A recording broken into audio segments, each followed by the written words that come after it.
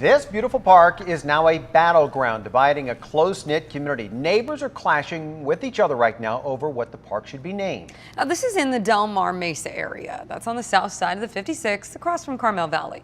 New at 5:30, 10 News reporter Jeff Lasky reveals why a group of residents is trying to stop the park from being named after one of their own.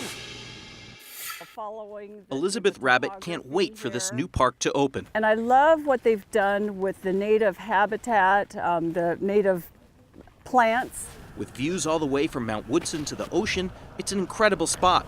And Rabbit can't believe the park is named after her. At first I was like, oh, no, that's too embarrassing. That's too much attention. It makes my mother very proud. She loves telling all her friends about it. Elizabeth Rabbit just embodies the spirit of this community. Dan O'Rourke is the one who led the campaign to name the park after Rabbit. Yeah, rattlesnake, a sick dog, you have issues with your garden. I mean, she's our go-to person around here for solving problems. But even though everyone I've met up here seems to adore Elizabeth, there's a group of people who say that this park should never be named after her. It's a small group, but they have a loud voice and they're persistent. I spoke with two of them, although they did not want to be on camera. They said Rabbit is a great person, but that the park shouldn't be named after any one person. They told me members of the planning board have worked for decades to raise money for the park and design it.